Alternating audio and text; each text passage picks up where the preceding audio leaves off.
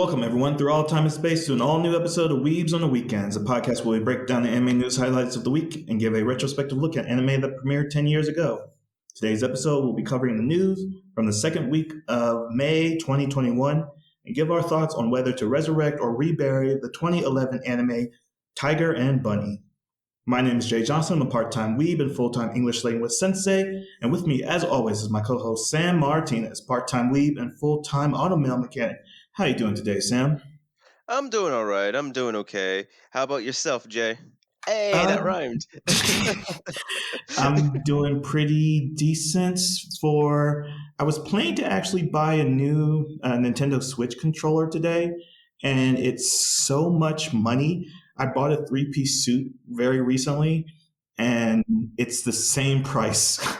It's the same price as the three-piece suit that I got. And I was like, a new controller or another three-piece suit. That's so weird, the dichotomy of expenditures in my country, because you can like go to a tailor made like Turkish cotton tailor made suit, or you can get like a Nintendo Switch controller. It's like, how are these two things equal? But they're the the thing, the thing same is, like price. with the controller, right? You can play one of your games like away from the console. Say, like if you're going on a trip or something, right? That, right? Like as long as like the game is saved on your console, you can play it remotely. Right, that's the beauty of the Nintendo Switch. Is there a distance cap? Distance. I've seen like you can't go into like a next room, but like with thick walls between it.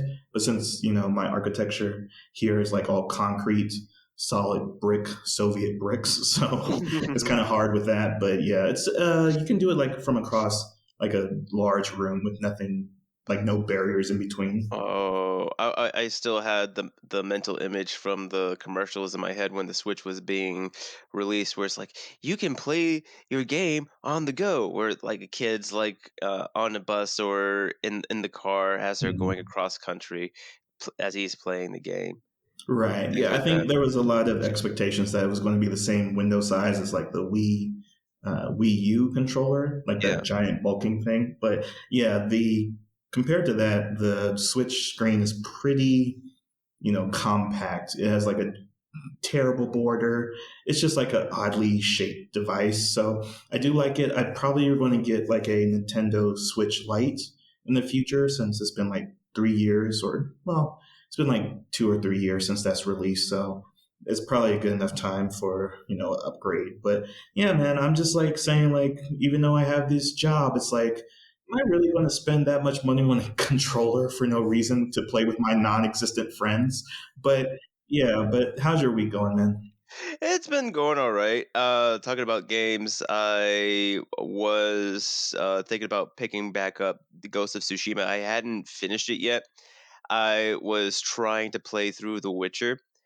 However, I am not as good as I thought I was, or I didn't think the game was going to be as hard as I thought it was going to be, because I got stuck in the game and I need to lift my spirits up and play a game that I know that I can beat. So I'm hopping back over to Ghost of Tsushima so I can gain my confidence again, so I can go through and try to brute force my way through the level I'm stuck on in The Witcher. Oh, okay, I got you. Yeah, yeah. The Witcher is a very Witcher 3, the Wild Hunt, I believe, Yes. is pretty intense. I mean, it was like held heralded as like one of the greatest games of all time, and it's like I'm not sure how well that holds up nowadays, because it's like a lot of the combat is kind of not janky, but it's one of those so expansive games that you really don't know what to do with yourself in it. It's not very, you know, for the people that like linear gameplay, it's kind of like Yeah. so branching. It's like you can get yourself lost inside of it. I'm not used to that. Like it's very RPG like. I'm not used to that. So like you said, I'm more of a linear story type guy. So the old school games like Spyro, Jack and Daxter, that's sort of my jam. However, I do like the lore and the story of the Witcher franchise, so I may just pick up the books instead. However, I don't like how it's nice. It's an interesting concept, but I don't like it how the weapons can break. It's adds a tinge of realism, which it's okay, but it's like I'm playing my game and I don't want my sword to break. It's like I'm used to my sword, being there for me. Especially if like I have two types of swords, so like one that I use on people and another one that I use on creatures and monsters. So like it is a little annoying when I have to switch through them. Yeah, the durability system of weapons and like some recent games like The Witcher, as well as most recently, I guess Breath of the Wild would be like a good example of that as well. That's a frustrating mechanic to a game when your whole job of those series is like survival and hunting monsters. But yeah, so I'm doing Minecraft, and Minecraft has that same durability problem, but that's kind of innate to survival mode where, yes, you're out there foraging for supplies. So in real world situations, your tools can break. But that's a good catch up, Sam. I don't know any segue to our news, but I do have news. I do have anime news for the week. And Well, I think like it's a pretty good segue from like your first news article because talking about the Switch and stuff because I think this franchise also has video games too. which one? Striker? Is that one N- we're talking no, about? no, the Abyss. Oh, okay. I can do that news story then. But I have our anime news weekend roundup segments. You have the anime review section, and time codes Yes. are going to be in the description. So I wanted to start somewhere else, but Okay. let's actually transition into the last news story that work Oh our no way no no no! If backwards. it was last, go ahead and save it for last. Okay, It's cool. it's, it's a segue to the news. It's like just teasing the listeners. It's like, hey, we have news that's related to video games. But before we get to Okay. that, we have other news.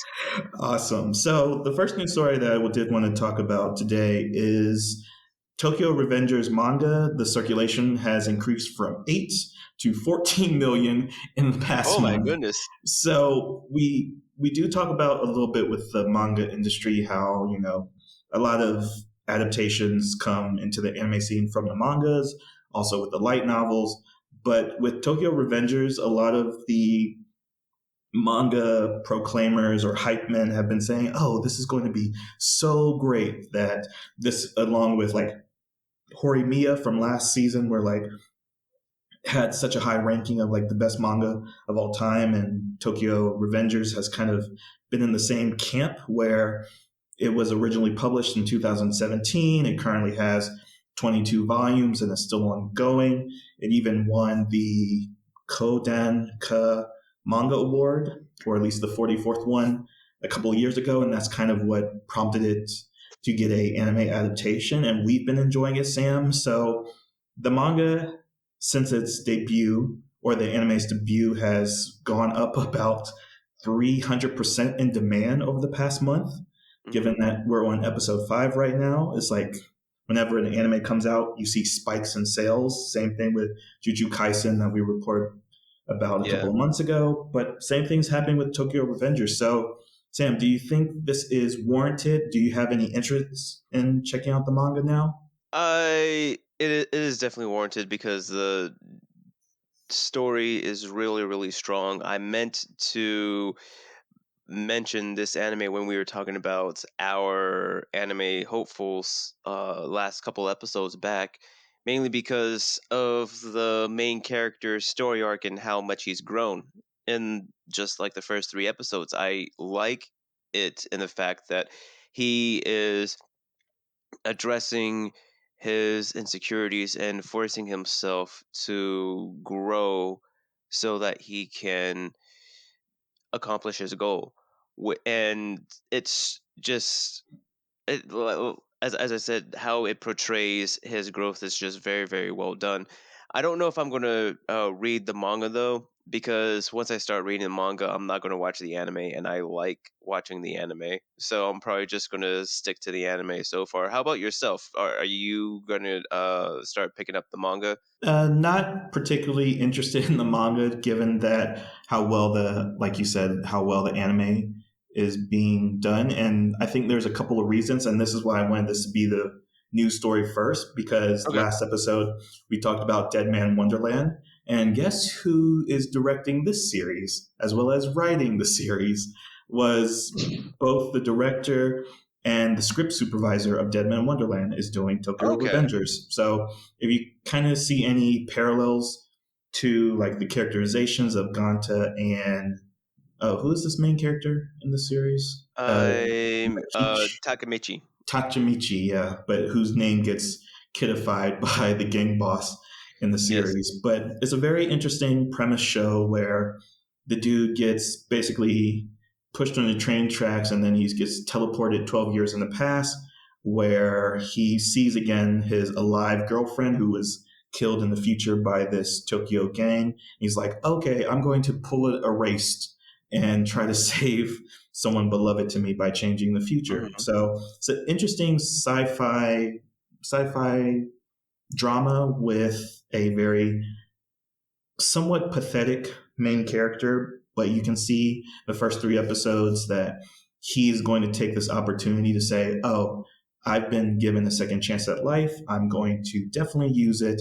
And he does that by getting into a fist fight with one of the lower bosses of that gang and then befriending the head of the gang's boss as well. So it's very interesting. And the manga series that's based off of was written by Ken Kui, yeah, Kui, Wakui.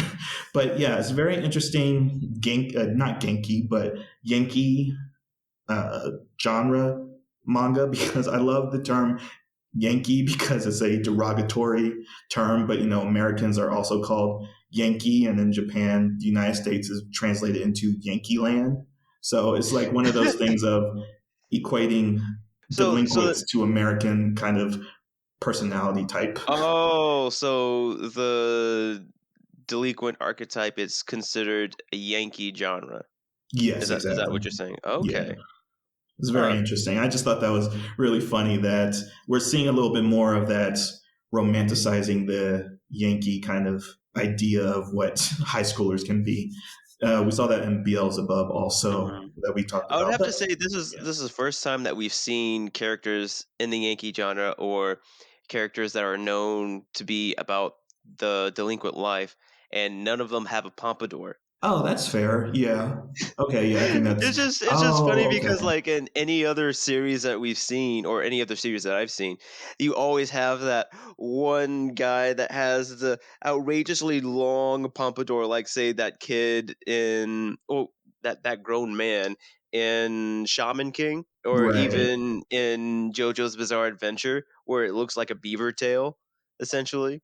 But, Yeah. like, still, like, you would have, like, that was sort of like that greaser pompadour look, but, like, I would say this is, like, the first series where, it's a deep dive into the gang life, and, I mean, there's one character that has somewhat of a pompadour style, the kid with the red hair, but it's not really a pompadour, it's like a mixture of a pompadour, mohawk type thing. Yeah, it's highly stylized. Like it hangs over his like front right eye in that kind of way. But yeah, definitely much so that Tokyo Revengers is demanding of its acclaim for its anime, and I'm glad that its manga is getting like attention for that. So on to our next news story, which is David Productions will adapt the manga Spring Gone for later this year. So there's no official date of this adaptation, but it's being brought together by David Productions and Netflix. Again, Netflix trying to kill the anime scene. And this is based off of a series or a manga series that's also known as Striker. It has a very iconic main character where he has like a bandana, he has very droopy, spiky hair, he has like a bionic arm. And essentially, the story revolves around this main kid in high school where he acts as a special operative in charge of safeguarding like this ancient civilization's weaponry that like lingers out through the world. And but it takes place essentially in the real world because this is going about during the Cold War. And the manga was originally written back in 1989. It has 11 volumes and concluded in 1996. So I'm very much looking forward to the series. This is the one that, like, this is a kind of a follow up to your news story last week, Sam, of David Productions doing the movie, because I was focused on this series and I wasn't even aware that David Production was doing a movie. But I'm so hyped for this series because it's mixing together a lot of the things that I really love in anime. The idea of, okay, this high school student really just wants to be a high school student, but they're so skilled in like combat and these high level uh, military like applications that they're like, oh, okay, I could also do this. It's kind of like that lackluster badassness that some characters can have. And then add on top, like there's an ancient civilization that once ruled the earth. There's like these super powerful weapons that different nations are digging up for certain reasons, to go to war, to worship them as items of like this great civilization again. And then this organization, which is Arcom. Sorry, it had a PS2 video game based off the series, and I'm trying to remember everything. But yeah, Arcom and their organization is just basically, oh, we need to safeguard all these powerful weapons. So I'm super excited for this series, Sam. How does it sound to you? Or would you be interested in checking it out? Dude, definitely. I mean, when the trailer came out or the PV, bro, the music slapped so hard. It was, and the way they did it too, because they had the main character turn to the camera and he punched the camera in the face, and that's when the beat dropped. It was just so very well done. It makes me want to go back and rewatch the original movie that came out, I think in the early 90s or the late 80s, because the animation for that movie was really, really well done. I didn't know that it was a manga series. So that's very interesting to know that it has that there is an actual long, not really long running story, but the actual extended story, not just something that can just be put into a movie. So do we know if this movie is going to be tied to the show at all? Say, for instance, like the movie is going to be like maybe the first three episodes, and then the anime is going to pick up where the movie left off, or is the movie supposed to be standalone? It's unclear right now. Netflix hasn't really released more than just like the announcement. Like they just say on their poster and promotions like 2021. So it does look like, given that it's only 11 series and most anime kind of structure their seasons around five to six volumes. So if this does really pick up a lot of attention and it gets a lot of acclaim, then we probably have 2 seasons worth of good continuous story given its original source material. So it has the potential of being like a 2 series long series.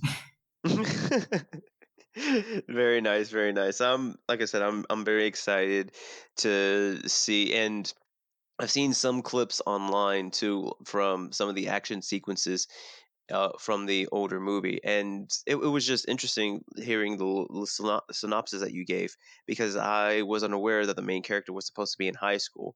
So it would definitely be interesting to see that dichotomy, or something, not dichotomy, but that dynamic of this guy being, or at least trying to juggle high school life along with his black ops type life as well. Exactly. And even this series kind of wraps up with like, or at least they progress him through high school graduation and then attending college. So it has this like long running world of him being a black ops operative, as well as interacting with like a lot of different nations and their military policies and their personalities, and how each military or each how country views the use of these military weapons, especially with Japan and their history with atomic weapons. You always like to see how Japanese mangakas really tackle advanced weaponries and the responsibility of people to technology. So I'm looking forward to this, especially with David Production and how they work around with their sound design, which I'll always praise. But for our next news story, this is maybe 3 news stories together, but let's take it piece by piece, Sam. So the Let's do it. first part of It is the second Dragon Ball Super film is slated for 2022. So this is a follow-up to Dragon Ball Dragon Ball Super Broly, which came out in 2018, and the Super series has been going since 2015 with a total of 130 episodes. Somewhat, I actually don't watch the series. I only watched the Brawley movie, which I think you mentioned in your last week's news story about how it was ranked. Yes, it was number 3, and then Demon Slayer knocked it off. So I'm thinking it's funny that you bring up this news story because it's like Toriyama's like, I can't have that, fam. I need to get that spot back, and so I'm going to have to drop another movie. That's probably something to do with it, but also that Akira Toriyama has been very avid about his role in these films because he came back for Brawley. Both he didn't direct, but he did do the story composition, in the writers' room as well as the new character design for Broly, and he's doing the same for this series or this film. And that it will be slated for 2022. It will be the 21st Dragon Ball Z film, and I'm actually kind of looking forward to it because the poster for this untitled film right now has Broly in the background and how he basically revitalized that character, which had three movies. Broly had the first Broly movie, the second coming of Broly, and then Bio Broly, I believe. But it was kind of a wasted character originally because everyone hyped Broly up so much being the legendary Super Saiyan and like how he was taken out was kind of oh wow, but it like did the It character was so whack. much. It It was was whack. yeah disservice. And now that the Toriyama's come back and say no, Broly is like still top tier S tier character, and I'm looking forward to how he basically follows that storyline through. But how about you, Sam? Did you watch Broly when it was in theaters, or interested in this new one? Oh yeah, I would say that Broly was probably the best Dragon Ball movie up to date because you can essentially watch it without knowing anything about the series. All you need to know is that the characters, when they power up, their hair color changes, right? That's it. And you can go in and enjoy the movie. You really don't need to know the story that leads up to that point, and that's not necessarily a bad thing because it's sort of self-contained and it gives you enough background to understand what's going on. It was very well done. It was just the right amount of Dragon Ball comedy.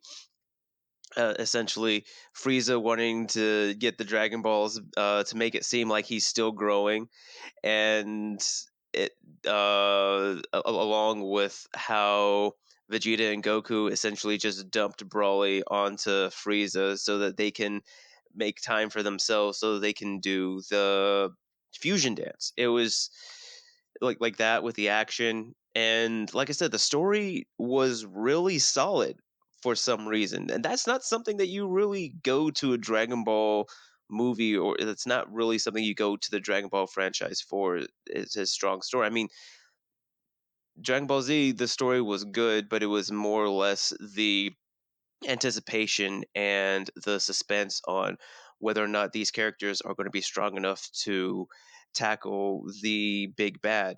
But like I said, the story in Broly, it was ridiculously good for some reason. I think it was mainly because of Toriyama's play, or his role in making the film. So I'm kind of interested to see what they're going to go with the character because I don't think that Brawly was in the manga uh in the manga Dragon Ball Super, but because he was in the Dragon Ball Super movie, they essentially made him canon. So they have to do something with him. Exactly. And it was definitely a case for me, like why I went to go see it for one, that he came back to revisit Broly, but also that it is just a story of a father's revenge turning his son into a super weapon, essentially.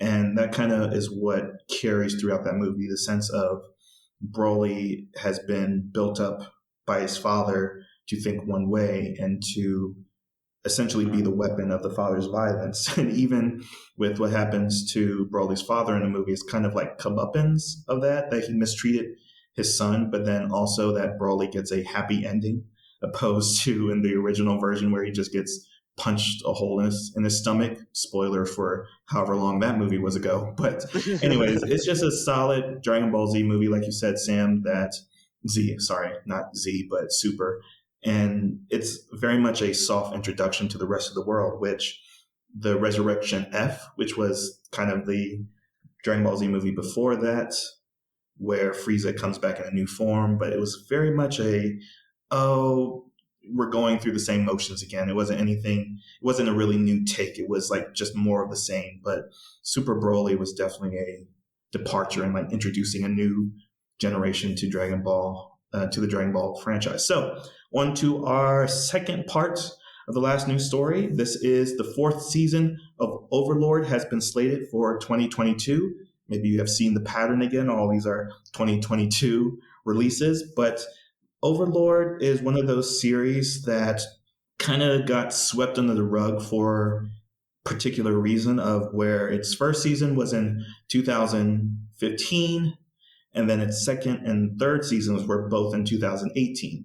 So that 3 year gap with essentially a very quick release of season 2 and 3 kind of undersold how good the series is something that a lot of people claim to be like, this is like the perfect isekai story, given how the main character essentially is a loner video game nerd, where his favorite virtual reality role playing game is basically being shut down. And he's like, well, I'm going to basically like signal the goodbye by being the last one, the last player online.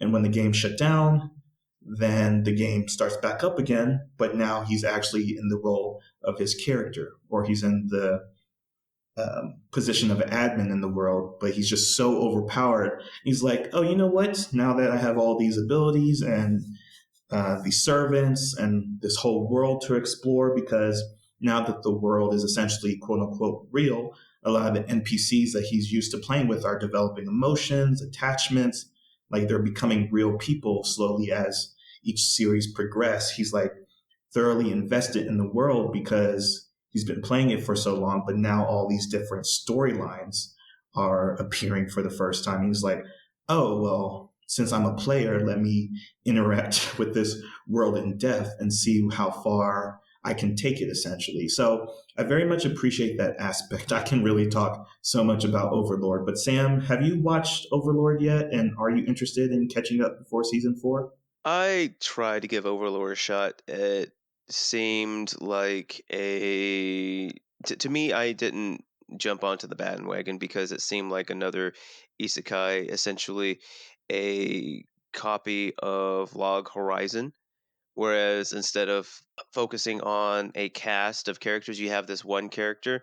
And I didn't like that he was OP. I mean, it made sense because he was grinding in the game and like he played it for so long.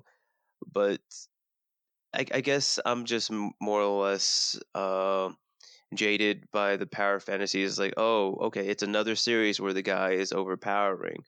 Okay, cool. So, I mean, a lot of the situations that he's going to be put in, there's not going to be any real sense of suspense or sense of stakes because he is so overpowering. He's going to, of course, he's going to be able to get out of it because of his stats and his time that he put into the game. So again, it's I sort of just wrote it off as a typical isekai, and I didn't really give its due. But it's very popular for a reason, so I may go back and give it a 3 episode test. But again, like those are just my thoughts on it. Gotcha. Yeah. So 36 episodes in total, with each season being 13 episodes. And like I said, the main appeal of it is that it's not about the main character being overpowered. It's essentially a world that is reacting to an overpowered being in it. And that's where I think the appeal comes from. So I would say if Okay.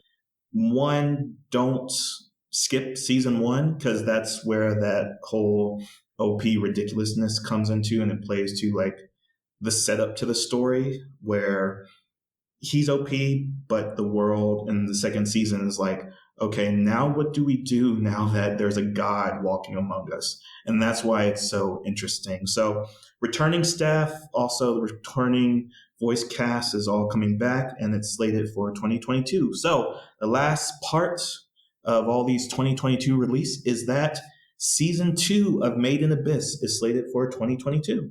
And this is Woo! what the one I'm most hype about because, as I have said multiple times, I love stories with children in danger.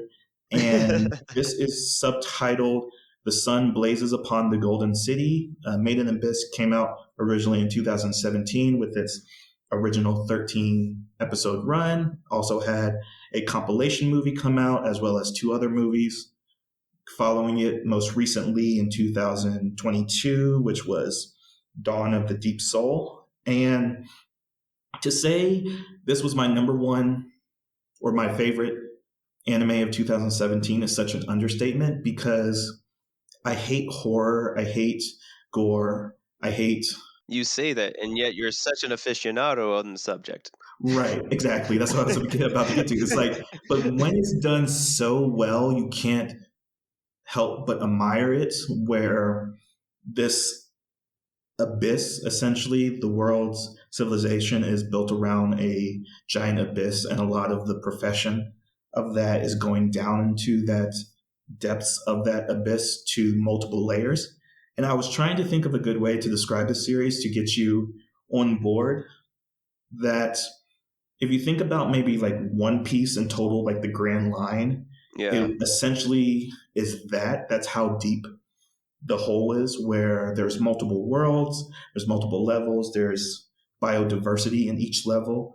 And the thing that makes it a profession is that every level has a different acclimation to it, meaning that as you're diving down, if you go from level 2 to level 3, you can't go back up to level 2 because your body has acclimated to level 3. And if you try to do it too quickly, kind of like real world submersion Yeah, or scuba diving. I'm trying to remember because, yeah, if you come back up, you'll get the bends Exactly. too But quickly. the bends in this universe is like bleeding eyes and your organs explode and your limbs fall off, or you might get disformed in a very supernatural kind of way. And these are kids doing it. The main cast is Rico, a girl trying to find her mother, essentially one of the legendary divers of this world, and she like disappeared in her daughter's young age. And Rico goes down like one level, and she finds a robot boy, essentially, and you get this sense of wonder. It's like so much Miyazaki about it with its background design, music design, character design. Like it's just an overly developed show in its design aspects. And the monsters are terrifying. There's this bird creature that essentially rips out your throat to mimic human speech to lure other humans to it. And it's like, you're just watching it. And I'm like, that is horrifying. Let me rewind and watch that again because it's so terrifying of saying like, why would you be afraid of the dark? Like what's in the dark? And that's what all the Made in Abyss is. So before I linger too long into your talk of Tiger and Bunny for today, I'm going to say, Sam, this you need to watch Made in Abyss. It has a video game RPG planned for later this year for both the PC and PS4 and Switch. So I'm so excited for season 2 to come out. So Sam, let's move on to your discussion of Tiger and Bunny, the 2011 anime. And I'm so glad you picked this for our watching. So tell us why you picked it. So essentially, with Tiger and Bunny, the synopsis is in Sternbilt City, which essentially this universe's equivalent to New York. There are people who exist with special abilities known as Next, and much like any other superhero franchise, they can use them for good or they can use them for ill. And essentially, what we do is follow the character known as Kotetsu Kaburagi, who is known as Wild Tiger. He is a veteran hero whose performance has dwindled lately, and it's mainly due to his own over enthusiasm when he's out there in the field and his lack of compatibility with other superheroes. However, the company that he works for was bought out by another company, and in order to salvage their purchase of the Wild Tiger's name, they essentially pair him up with a new hero who revealed his name to the world as Barnaby Brooks Jr. And essentially, it's basically a buddy cop on Kotetsu and Barnaby essentially trying to learn how to work with one another so that they can maintain their job as well as participate in the superhero show that goes on in this world known as King of Heroes, which essentially is a news show that follows the exploits of these heroes and ranks the heroes who participate in the show on a weekly basis. And at the end of the season, the heroes are then uh, ranked on their overall points and merits, and the quote unquote king of heroes is then crowned at the end of each season. So this genre is known. Sorry, the genre of this anime are action, mystery, and superpower, and it has a rating of PG-13 and older. Now, Jay, when this anime first came out, were you aware of it? Did you what was this your first exposure to the Tiger and Bunny franchise? It seems to be a trend now that I looked at anime back in 2011. I was like, oh, that looks like it's going to be interesting. I'll never watch that. So Tiger and Bunny definitely falls into that category because originally I heard it was well, for one, it was not a shonen because Tiger is a single father. He has like this um, not good terms relationship with his 10-year-old daughter, as well as that weird buddy cop dynamic, which is like, okay, I'm not that much looking for this kind of anime to say of, oh, these are adult problems he's going to probably be dealing with in the show. So it looked interesting on the premise of what if superheroes had branding deals, kind of like NASCAR drivers. But besides that, I only know what their suits look like because it's very much a early 2010s design from Studio Sunrise. It's not CGI, but it has that mechanic look to it where you can like, oh, that's stands out distinctly from anything else that Sunrise does or anything that other studios does besides Sunrise. So it was like, oh, cool design, cool mix design, adult story, and that's it. No, but it's very interesting that you said about the branding because essentially it's spot on. When it first came out, as I mentioned earlier, the company that owned the right to the Wild Tiger name, essentially these in this world, these heroes are backed by different companies where the companies essentially take on the collateral damage and also back the hero, providing them with certain gear and other equipment so they can perform what they need to do in the field. So when you're watching the show, you definitely see how this laid the groundwork for modern day franchises such as One Punch Man, where you get a feel for how corporate essentially controls the superhero genre and how ranking is really dealt with in that world, along with My Hero Academia, where you feel the presence on superhero agencies and how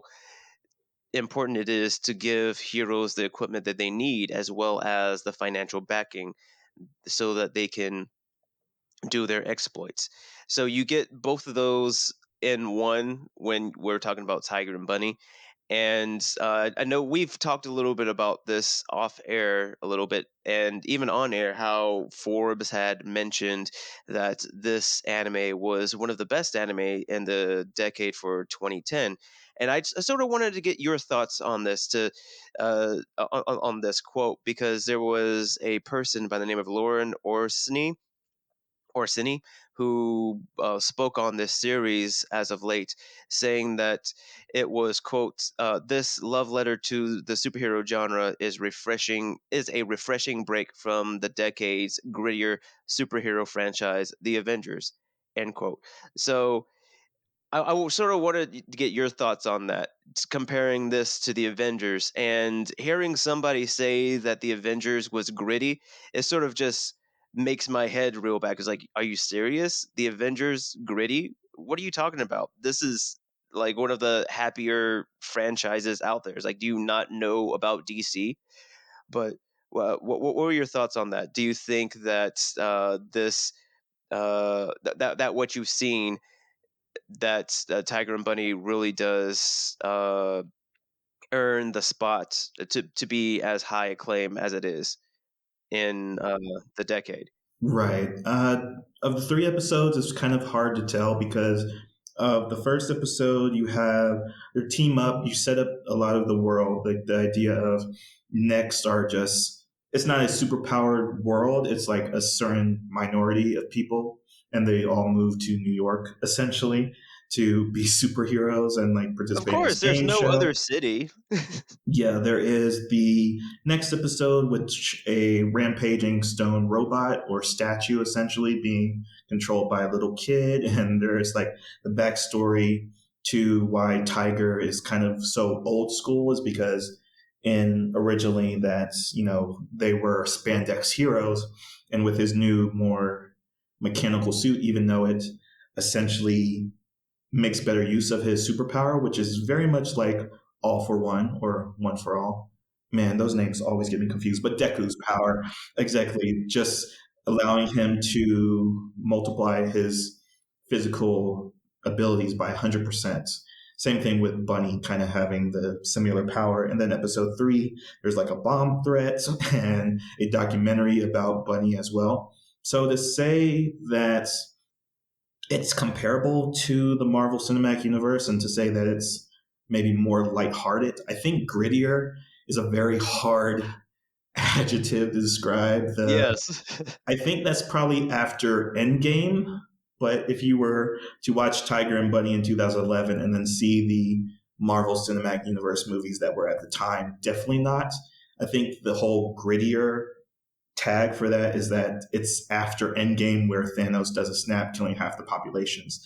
That's the gritty part. I think that's statement is alluding to. But for these Hmm. first 3 episodes, it's pretty upbeat. That even though Bunny does have this kind of cold disposition and he's playing off a Tiger in a very earnest way, you see that they're an odd couple. Like you said, there's a there's a cop odd couple kind of dynamic to them, but you do get a sense of Bunny is a prodigy. And I don't even know how old Tiger is because he has a 10-year-old daughter, but Bunny is 25. So maybe Tiger's like 40, I guess. I think he's probably like in his late 30s, maybe pushing his 40s, but he's not that much older. He's just, I think, like the reason why they say that he's an old man in the franchise is because he's been doing the superhero thing for 10 years.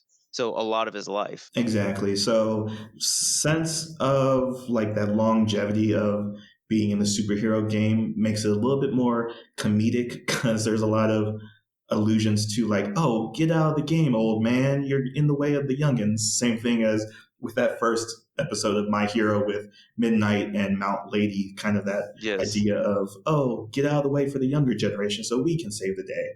But it's very much lighthearted in these first 3 episodes, even though Tiger's daughter does get into like a dangerous situation. You do get the sense of how the series is playing towards a lighter tone to make more of a commentary of what heroes are versus what a hero society would be. And to the point of that, Sam, you watched the Netflix version of this show. I watched the Viz version of the show, and they're very two different versions for a very particular reason. Yes. So, as we said earlier, the show is the show where it focuses on a lot of the relationship that the heroes have with their companies. We see Tiger essentially having to change his image because of the company that now has him, changing his suit, how he performs his duty, things of that nature. And in the original airing of the show, as you had mentioned earlier, we see these heroes essentially broadcasting and advertising different companies that are backing them, much like a NASCAR driver. How you would see Nestle or Reese's would be stamped across the driver's suit, even the driver's car, so you know who is winning, which car is being backed by which company, things of that nature. And comparing Netflix and Viz, when watching Netflix, they don't have the same. Yeah, I'm correct in saying that they don't have the same commercial advertisement. Correct, Jay? Exactly, because you do have to think about how Sunrise kind of managed that marketing deal, where the whole commentary is that where do you take superheroes that they would, of course, become sponsors of, big corporations. Essentially, if you think of heroism as something that is perpetrated by mercenaries, essentially, or special interest groups, then of course they would want to have a reality television show to make the public safe with the idea of, oh yeah, this guy can punch his way through a building and then collateral damage, and then oh my gosh, that hundreds of millions, not hundreds of millions, but 100 people died just by Tiger punching a building, and he's like, oh, la di da, well, stuff happens, and it's a very odd mixture. So thinking about again, going back to that Forbes magazine quote, is that the grittier Marvel Cinematic Universe, I guess 2011 would be Captain America, First Avenger, and Thor. Yeah, so it's like, okay, of course, Captain America is grittier because it's about fighting Nazis and In a war, but stopping. even then, it was super campy, so it wasn't really all that dark. Exactly. And the Yeah. the the first Avengers came out in 2012, and that was a little bit more serious, but it was still very, very lighthearted. Right, because same thing in the vein of Tiger and Bunny is that they're playing this world so straight that it's so strong with the commentary and taking away that brand marketing kind of just downplays what the show's trying to say. So in the Viz.com edition of the show, which has the original branding on all their uniforms with like Bunny having Bandai literally across his chest plate where like a Superman S would be. And Yes. then Tiger has it on his shoulders, very pronounced. Same thing with, how we see that in the real world with NASCAR drivers and sometimes with basketball teams, especially like during special events where athletes or these individuals can say, oh, I belong to this organization, this is association, and they're trying to sell merchandise or they're trying to sell an image. So I'm thinking that it's so real to how superheroes in our world would have actually been incorporated into society that it kind of hurts. It kind of hurts in a way that hits so hard revisiting it 10 years later, how we have seen like certain like police actions being taken place in the news stories as well as military action. It's like, how do superheroes, even with Invincible most recently, it's like when Omni-Man does what he does in episode one, it's like, okay, that is one superpowered individual going against other superpowered individuals. And what is the collateral damage? Who's responsible for that? Of course, either the governments would try to sweep that under the rug or special interest groups would try to sweep that under the rug. And for how light in tone the show is, it really conflicts. It really makes you think about it in a very odd way. And to say that the Netflix version downplays all the important things it has to say is so much a disservice to the show, in my opinion. Oh no, no, I completely agree with you because as I said in the original airing where they have actual companies, it just drives you the point that much more. It's like, oh, Bandai, I know that company, and having them essentially Bunny have that on his chest, essentially as his emblem is like, oh my goodness, it's like I don't know if this guy should be considered a sellout or not, but with his company, they need to have backing so that they can do what they need to do. And in the Netflix version, you do get the sense of loss of agency that Tiger has when he has to go to a different company. Essentially, how micromanagement, how they micromanage his image, and how they're more heavy-handed in their direction as opposed to his previous company. So you do get that sense of so that sense of loss of independence. However, without having that marketing there, it sort of it sort of takes a back seat and is more of like on the back burner. Whereas if you constantly see the branding, it's always there in your face, and it's a constant reminder that they of this loss of agency that goes on. And I would say because I've seen the whole first season when it first came out, and they go a lot into the different characters and backgrounds. For instance, they talk a little bit about Blue Rose and how she wanted to be an idol, and because she developed powers, they essentially made her a superhero. And she's using her superhero name to sort of boost her popularity so that she can become an idol. And you get to see how that's conflicting for her, and also how Tiger sort of impacts her and helps her deal with her different struggles. Also with they also touch a little bit on her becoming a child star. So like they touch on the different aspects of what it's like to be a hero, and the different motivations that everybody has in this franchise a little bit. So it's and there's also some mystery on Bunny, and having to look for the group responsible for the murder of his parents. And you get to see his character grow as a result of interacting with Tiger as well.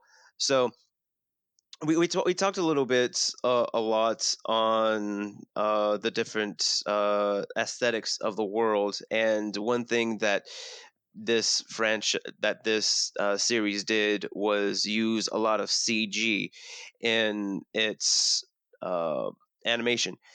We and that's definitely seen, and it was also applauded for its use of CG back in the time.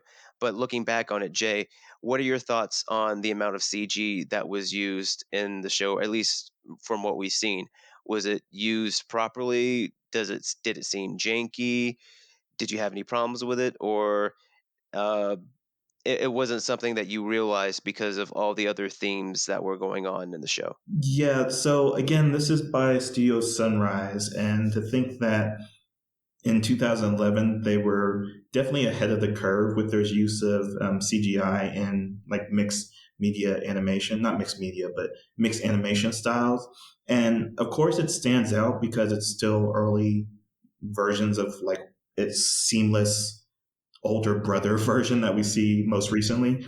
So to say that it's not janky, it isn't in the camp of that, like we saw with like the letter B, where it's like so disturbing. It looks like it was placed onto the background animation being done, but it's pretty well incorporated. Like they do stand out, not in the way that Iron Man stood out in that series. So it wasn't, well, janky is always the word that we say because we know how animation moves with CGI and how it can look very much stilted in smoother movements. But here, the fight scenes are well choreographed, like the special effects are done pretty well. That yes, it pulls attention because it isn't seamless, to say that it isn't matching too well with the background, but it's used so sparingly, just like with their super suits essentially, and with the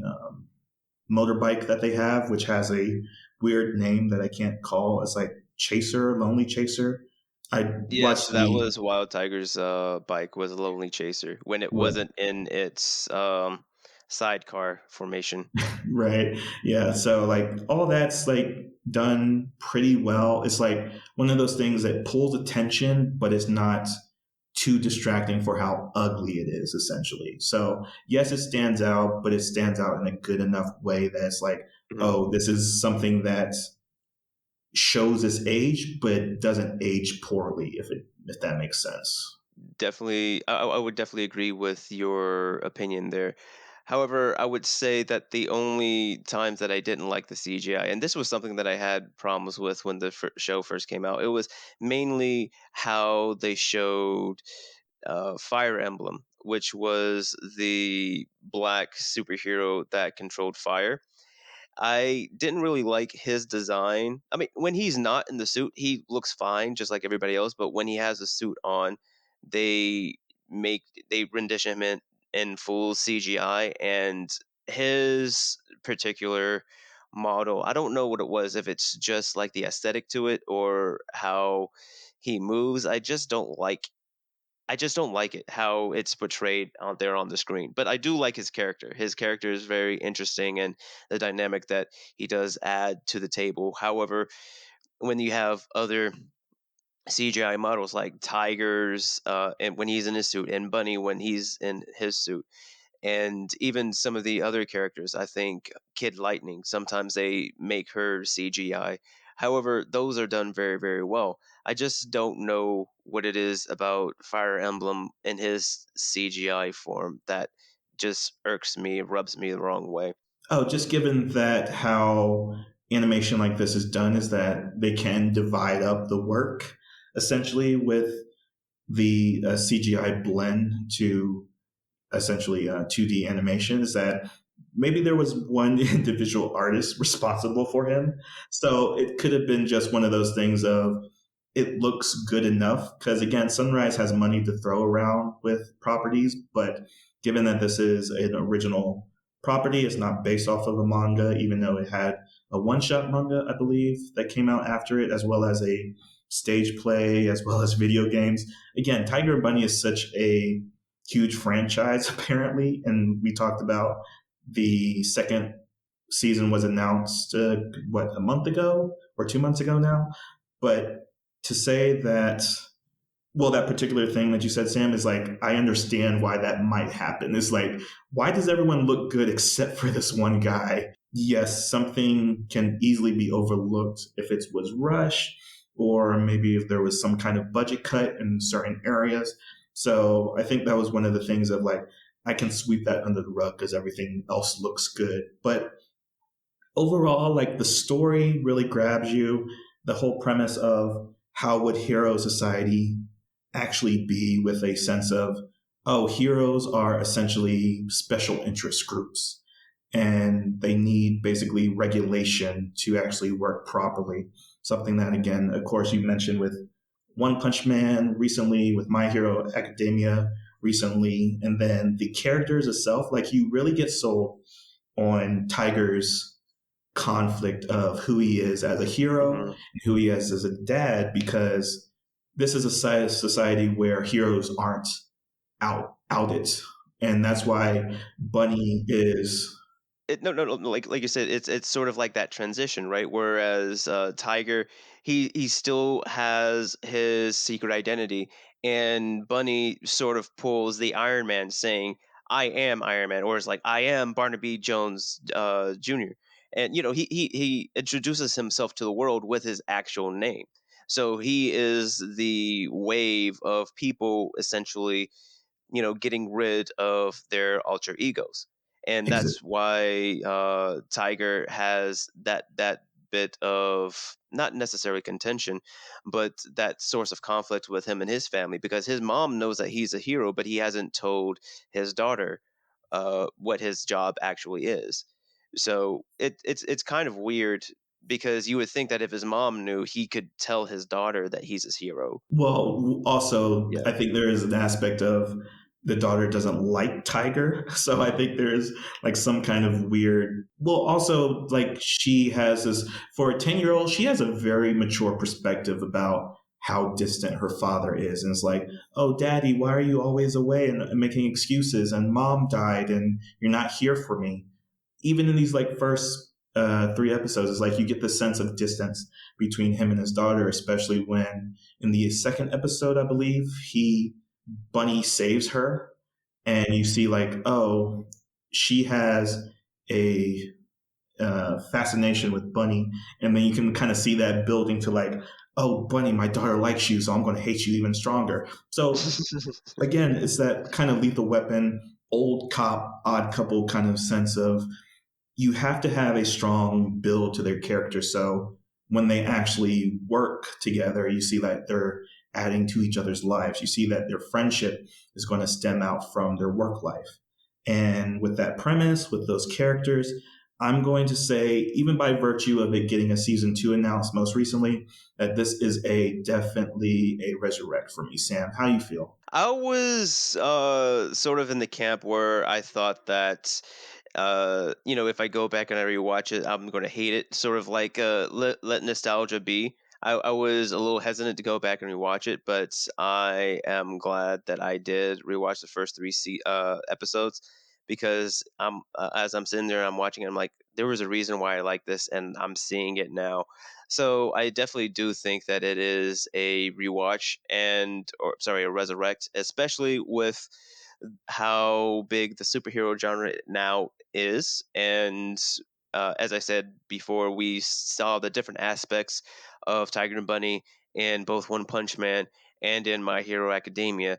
So it's only natural to want to see the progenitor of those two essentially come jump back into the limelight and understand why the superhero genre is so big in anime right now. So that's why I would think that Tiger and Bunny need to be resurrected. All right, perfect. So last week we had a two reburieds with Dead Man Wonderland. Now we have two resurrects for Tiger and Bunny. So that's the end of our 10-year episode review. We have talked about the news from the second week of May 2021. And for next episode, we have the Marvel series anime X-Men, which is a follow-up to Iron Man and Wolverine. So I'm very much looking forward to looking at this third series, which is said to be the best, but we will have to see about that. So, Sam, to close out the episode, do you have anything to say for us? It's only good that we end all of this with superheroes, and even if it's not going to be as good as we thought, we should grin and bear it because that's what heroes do.